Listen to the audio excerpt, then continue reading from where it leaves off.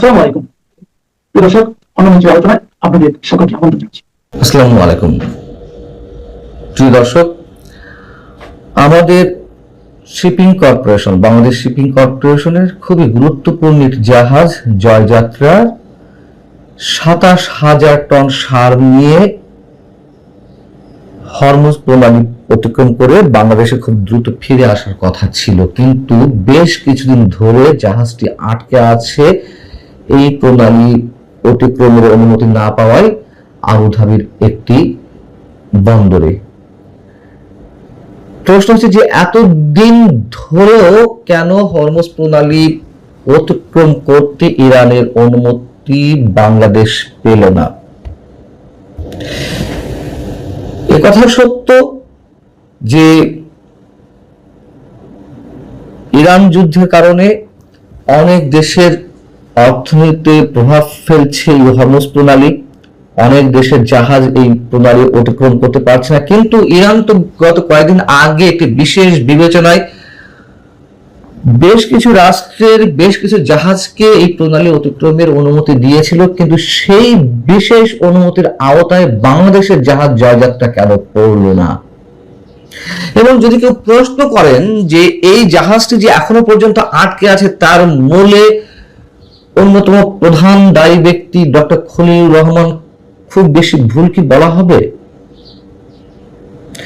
২ দফা চেষ্টা করেও ব্যর্থ হতে হয়েছে আমাদের জাহাজ জয়যাত্রার হরমুজ প্রণালী অতিক্রমের ক্ষেত্রে। এমন যখন অবস্থা, এই জটিল পরিস্থিতি নিরসনের জন্য বাংলাদেশের পক্ষ থেকে কূটনৈতিক তৎপরতা চালানো হচ্ছে, তার ধারাবাহিকতায় তুরস্কের একটি বৈঠকের সাইডলাইনে ইরানের পররাষ্ট্রমন্ত্রীকে আমাদের পররাষ্ট্রমন্ত্রী ডক্টর খলিল সাহেব নাকি সরাসরি অনুরোধ জানিয়েছেন জাহাজটিকে হরমুজ প্রণালী অতিক্রমের নিশ্চয়তা দিতে। ডক্টর খলিলুর রহমান কেন ডক্টর ইউনূসের নিরাপত্তা উপদেষ্টা হিসেবে কাজ করার পরেও বর্তমান নির্বাচিত বিএনপি সরকারের পররাষ্ট্রমন্ত্রী হিসেবে দায়িত্ব পেলেন তা নিয়ে তো নানান ধরনের গুঞ্জন আছে। কেউ বলে স্টেটের প্রতিনিধি, কেউ বলে তিনি যুক্তরাষ্ট্রের চাপে বিএনপি মন্ত্রিসভায় খুব সহজেই ঢুকে পড়েছেন, আবার কেউ বলেন যে তিনি গুড নেগোশিয়েটর। যদি গুড নেগোশিয়েটর হয়েই থাকেন তাহলে কেন এতদিনেও এই জাহাজটিকে হরমুজ প্রণালী অতিক্রমের অনুমতি আদায় করতে সক্ষম হলেন না? বলছিলাম যে এই ডক্টর খলিলের কারণেই অনেকেই মনে করেন যে বাংলাদেশকে এই ধরনের একটি বিপদের সম্মুখীন হতে হয়েছে। আবার শুধুমাত্র যে জয়যাত্রায় আটকে আছে হরমুজ প্রণালী অতিক্রম করতে না পারার কারণে তাই নয়, ক্যামেল আইল্যান্ডের পতাকাবাহী, বাংলাদেশের পতাকাবাহী আরেকটি জাহাজ যা সৌদি আরব থেকে ক্রুড অয়েল নিয়ে চট্টগ্রামে আসার কথা ছিল, সেটির ক্ষেত্রেও ইরান অনুমতি দিচ্ছে না। এখন এর পিছনের অসন্তোষ কি আপনারা জানেন, এর আগেও আমি কথা বলেছি। যখন ইরানে যুক্তরাষ্ট্র এবং ইসরায়েল হামলা শুরু করলো, তখন গত ১ মার্চ আমাদের পররাষ্ট্র মন্ত্রণালয় অর্থাৎ ডক্টর খলিলের মন্ত্রণালয় বাংলাদেশের পক্ষ থেকে একটি বহুল বিতর্কিত স্টেটমেন্ট দিয়েছিল। সেই বিবৃতিতে যুক্তরাষ্ট্র এবং ইসরায়েলের হামলার পরিপ্রেক্ষিতে ইরান যে পাল্টা হামলা শুরু করলো, সেই পাল্টা হামলা নিন্দা জানানো হয়েছিল। কিন্তু ইরানের সর্বোচ্চ নেতা আয়াতুল্লাহ আল খামেনি যে নিহত হলেন, ইরানের অনেক কিছু ধ্বংস করে দেওয়া হলো, সেসব বিষয়ে যুক্তরাষ্ট্র বা ইসরায়েলের কোন ধরনের নাম উল্লেখ ছিল না সেই বিবৃতিতে। যদিও অনেক ধরনের সমালোচনার পর একটা সংশোধিত বিজ্ঞপ্তি দেওয়া হয় গণমাধ্যমে, যেখানে আয়াতুল্লাহ আল খামেনির মৃত্যুতে শোক প্রকাশ করা হলো ৩ দিন পরে এসে। এই চেষ্টা করেও ইরানের দৃষ্টি ঠিকই বাংলাদেশের প্রতি একটা নেতিবাচক ধারণার একটা বহিঃপ্রকাশ আমরা দেখতে পেলাম। ইরানের রাষ্ট্রদূত জালিল বাহিনীর জাহানাবাদী প্রকাশ্যে একাধিকবার ইরানের পক্ষ থেকে অসন্তুষ্টি প্রকাশ করেছেন। তিনি 1 মাস পর এসে গত 1 এপ্রিল সরাসরি গণমাধ্যমের সঙ্গে কথা বলার সময় বললেন যে ইরান ইস্যুতে বাংলাদেশ সরকারের ভূমিকাতে আমরা কষ্ট পেয়েছি। এই বিবৃতি আরো স্পষ্ট হওয়া উচিত ছিল। বাংলাদেশকে ইরানের রাষ্ট্রদূত ভাই হিসেবে উল্লেখ করে মন্তব্য করছিলেন যে তার দেশে আগ্রাসী শক্তির বিরুদ্ধে বাংলাদেশ নিন্দা করবে, এটাই প্রত্যাশা ছিল, কিন্তু সেটি হয়নি। বাংলাদেশ জাতিসংঘ এবং ওআইসির সদস্য রাষ্ট্র হওয়া সত্ত্বেও আগ্রাসী শক্তির বিরুদ্ধে কাঙ্ক্ষিত মাত্রায় নিন্দা জানাতে ব্যর্থ হয়েছে, এমন মন্তব্য করেছিলেন ইরানের রাষ্ট্রদূত। খুব স্বাভাবিকভাবেই বাংলাদেশের অনেক কূটনীতিকের ধারণা যে যেহেতু বাংলাদেশ এতদিন ধরে জোট নিরপেক্ষ আন্দোলনের অন্যতম দূত হিসেবে কাজ করছে, বাংলাদেশ যে কোনো আক্রান্ত দেশের পক্ষে সমর্থন দিয়ে আসছে, এই প্রথমবারের মতো বাংলাদেশ তার নীতি থেকে লক্ষ্যচ্যুত হলো এবং এসবের কারণে বিভ্রান্তি সৃষ্টি হয়েছে। তাহলে এই সব জটিলতা কে পাকালেন, কার কারণে সৃষ্টি হলো? ডক্টর খলিলের মতো মানুষের অতি বোঝার কারণে, মানে বেশি বোঝার কারণেই তো এই সমস্যার সৃষ্টি হয়েছে এবং আরো খেসার দিতে হবে বাংলাদেশকে। অনেকেই মনে করেন এই ডক্টর খলিলের কারণে বাংলাদেশকে আরো অনেক বেশি খেসারত দিতে হবে। যদিও সবশেষ পর্যায়ে আমরা খেয়াল করলাম যে ইরানের পক্ষ থেকে একটি স্টেটমেন্ট দেওয়া হয়েছে গণমাধ্যমে, সেখানে বলা হচ্ছে যে এটা সম্ভবত মঙ্গলবারই দেওয়া হয়েছে। সেখানে বলা হচ্ছে যে অভিন্ন মূল্যবোধের ভিত্তিতে বাংলাদেশ ও ইরানের মধ্যে দীর্ঘদিন ধরে বন্ধুত্বপূর্ণ সম্পর্ক বিদ্যমান রয়েছে। দেশটির অভ্যন্তরীণ বিষয় হস্তক্ষেপ না করার নীতির প্রতি তাদের অঙ্গীকার পুনর্ব্যক্ত করেছে। তুরস্ক বৈঠকের কথা উল্লেখ করে বলা হচ্ছে যে বাংলাদেশের পররাষ্ট্রমন্ত্রী ডক্টর খলিল রহমান ও ইরানের উপপররাষ্ট্রমন্ত্রী সাইদ খতিবজাদেহ যেই সাম্প্রতিক আলাপ আলোচনা, তার মধ্য দিয়ে দুই পক্ষের সম্পর্ক আরো বৃদ্ধি পাবে। কিন্তু এর মধ্য দিয়ে আমাদের জাহাজটি কত দ্রুত ছাড় পাবে, অনুমতি পাবে হরমুজ প্রণালী অতিক্রমের, সেটি এখনো নিশ্চিত নয়। হয়তো হতে পারে ডক্টর খলিল দতিয়ালি করছেন, তিনি গুড নেগোসিয়েটর, অনেকের মতে সমস্যা তো তিনি বাঁধিয়েছেন। আর যদি সত্যিই খলিলকে দিয়ে শেষমেশ যদি কোনো কাজ না হয়, তাহলে অবশ্যই বাংলাদেশ সরকারকে ভেবে দেখতে হবে যে নতুন কোনো মানে দক্ষ কাউকে অ্যাসাইন করা যায় কিনা ইরানের সঙ্গে আলাপ আলোচনার ভিত্তিতে আমাদের জাহাজটিকে ফিরে নিয়ে আসার ক্ষেত্রে, হরমুজ প্রণালী অতিক্রমের অনুমতি পাওয়ার ক্ষেত্রে।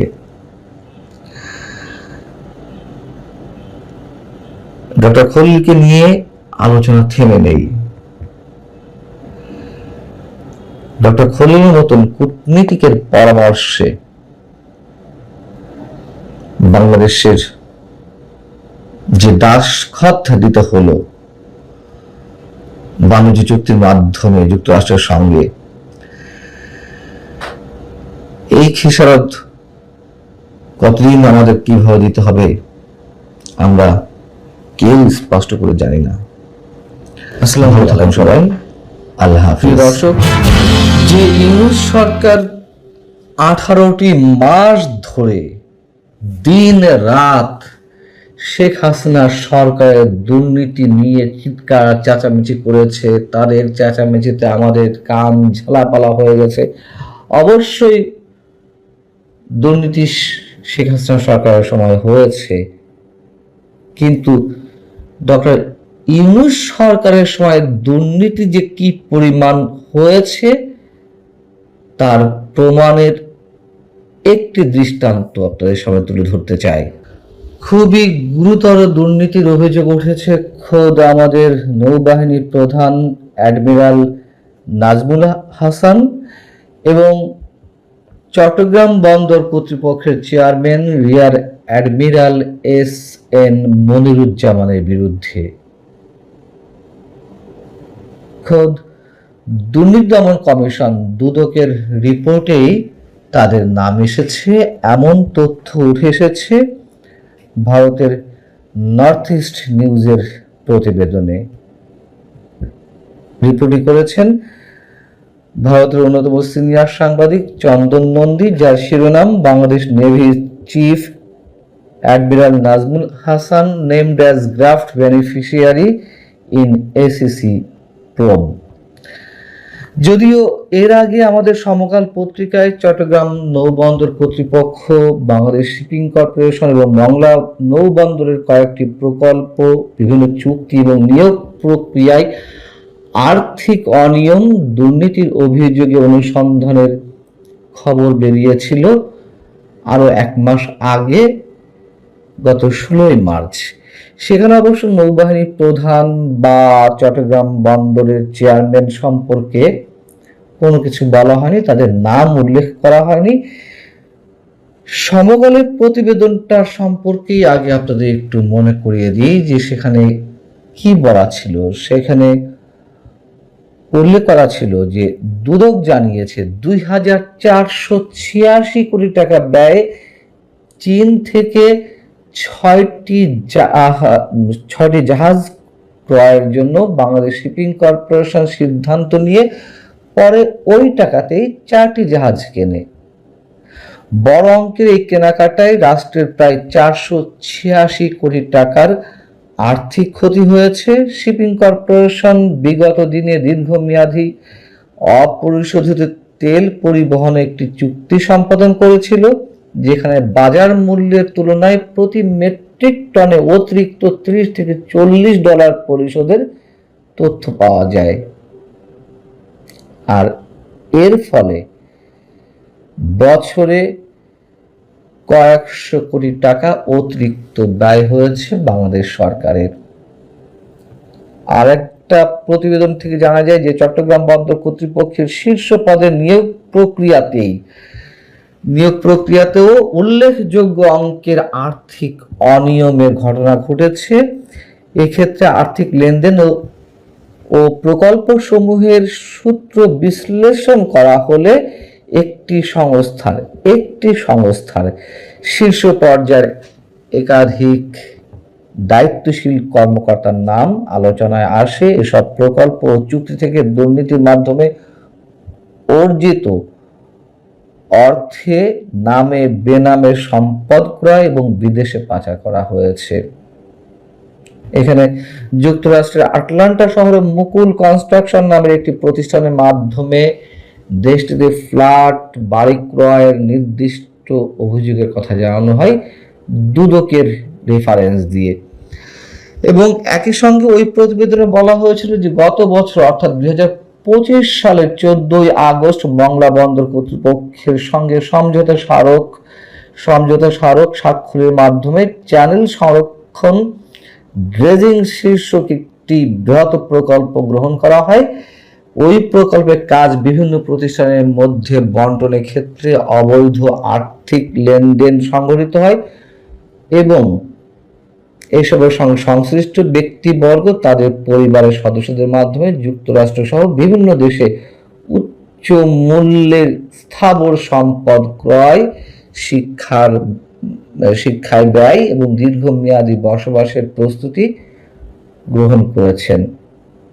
এবার নর্থ ইস্ট নিউজের প্রতিবেদনে যে দাবিটি করা হচ্ছে তা হচ্ছে তাদের কাছে থাকা দুর্নীতি দমন কমিশনের যে নথি, সেই নথি বলছে বাংলাদেশের নৌবাহিনী প্রধান এবং চট্টগ্রাম বন্দর কর্তৃপক্ষের চেয়ারম্যানের জাহাজ ও সংশ্লিষ্ট সরঞ্জাম ক্রয়ের বিপুল অঙ্কের টাকার একটি চুক্তিতে জড়িত থাকার অভিযোগটি মোহাম্মদ ইউনূসের নেতৃত্বাধীন অন্তর্বর্তীকালীন সরকারের 18 মাসের মেয়াদে সংঘটিত হয়েছিল। এখানে বলা হচ্ছে যে রিয়ার অ্যাডমিরাল মনিরুজ্জামানের ক্ষেত্রে দুর্নীতি দমন কমিশনের 7 জুলাই 2025 তারিখের একটি নথিতে বলা হয়েছে যে তদন্তে ক্ষমতার অপব্যবহার, দুর্নীতি, অবৈধভাবে সম্পদ অর্জন, অর্থ পাচার এবং সম্পদ গোপনের অভিযোগ পাওয়া গেছে। এবং এই তদন্তটি পরিচালনা করছেন দুর্নীতি দমন কমিশনের সহকারী পরিচালক মোহাম্মদ শাহাদাত হোসেন এবং সহকারী পরিচালক মোহাম্মদ ইমরান আহমেদ। এতে আরো বলা হচ্ছে যে অধিকতর তদন্তের মাধ্যমে দুর্নীতি দমন কমিশনের রিপোর্টে আরো বেশ কয়েকজন রাঘব বোয়ালের নাম বেরিয়ে আসতে পারে। নর্থ ইস্ট নিউজ দাবি করছে, দুদকের রিপোর্টে বলা হয়েছে চট্টগ্রাম বন্দরের চেয়ারম্যান রিয়ার অ্যাডমিরাল মনিরুজ্জামান চীন থেকে ক্রেন ক্রয় সংক্রান্ত একটি বড় প্রকল্পে জড়িত ছিলেন। প্রায় 2800 কোটি টাকা ব্যয়ে 6টি ক্রেন কেনার কথা থাকলেও পরে ওই একই খরচ দেখিয়ে 3টি ক্রেন কেনা হয়। আর এই কারণে প্রায় 1400 কোটি টাকার আর্থিক অনিয়ম সংঘটিত হয়। জানিয়ে দুদকের তদন্তকারীরা আরো গভীরে অনুসন্ধান করে জানতে পারেন যে বাংলাদেশ নৌবাহিনীর বেশ কয়েকজন উচ্চপদস্থ কর্মকর্তাও এই দুর্নীতির সঙ্গে জড়িত। আবার আরেকটি অনুসন্ধান থেকে জানা যায়, যেটি সমকাল উল্লেখ করেছিল, তা হচ্ছে 2486 কোটি টাকা ব্যয়ে 6টি জাহাজ কেনার সিদ্ধান্ত হয়েছিল। একই দামে জাহাজ কেনা হয় 4টি এবং এর মাধ্যমে 486 কোটি টাকার আর্থিক অনিয়ম সংঘটিত হয়। এই মামলা এই সংক্রান্ত মামলাটি দুদকের তদন্তের অধীনে রয়েছে। এখন প্রশ্ন, আমাদের নৌবাহিনী প্রধান অ্যাডমিরাল নাজমুল হাসান অথবা চট্টগ্রাম বন্দর কর্তৃপক্ষের চেয়ারম্যান মিস্টার মনিরুজ্জামান কি সত্যিই দুর্নীতির সঙ্গে জড়িত না হলে এ ধরনের রিপোর্ট আসবে কেন দুদকের প্রতিবেদনে? আর যদি তারা সত্যি এমন গুরুতর দুর্নীতির সঙ্গে জড়িত থেকে থাকেন, তাদের বিরুদ্ধে কি মামলা হবে? তাদেরকে আটক করা হবে? কারণ আমরা তো বারবার বলে এসেছি,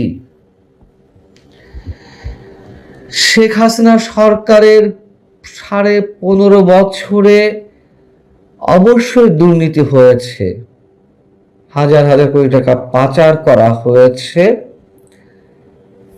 কিন্তু ওই 15.5 বছরে যে পরিমাণ দুর্নীতি সংঘটিত হয়েছে তার অনেক অনেক গুণ ডক্টর মোহাম্মদ ইউনূসের সরকারের সময় হয়েছে। তাহলে সেই ডক্টর ইউনূসের সময় দুর্নীতির অভিযোগে এখনো অসংখ্য মানুষ কারাগারে, মাসের পর মাস তারা মানবতার অবস্থায় রয়েছে, কারো জামিন হচ্ছে না। যেমন অধ্যাপক ডক্টর নাজমুল আহসান কলিমুল্লাহ, জনতা ব্যাংকের সাবেক চেয়ারম্যান, মৌলবাদের রাজনীতি অর্থনীতি নিয়ে যিনি গবেষণা করেছেন ডক্টর আবুল বারকাত, এই মানুষগুলোও তো কারাগারে রয়েছে। তাদেরকে আটক করা হয়েছে কিভাবে তা আমরা দেখেছি। যদি তারা এইভাবে দিনের পর দিন, মাসের পর মাস কারাগারে থাকতে পারেন আটকের পর, তাহলে এই যে ক্ষমতাশালী ব্যক্তি, তাদের বিরুদ্ধে কিছু করা হবে? আইন কি সবার জন্য প্রযোজ্য? জবাবদিহিতা কি সবার জন্য একইভাবে প্রযোজ্য? আমরা জানি না। এবং এটুকুও আমরা জানি না যে আদৌ দুদকের এই মামলাগুলো আর বেশি দূর এগোবে কিনা, বা যে ইনভেস্টিগেশন সেগুলো সামনের দিকে এগিয়ে যাবে কিনা। ভালো থাকুন সবাই। আল্লাহ হাফিজ।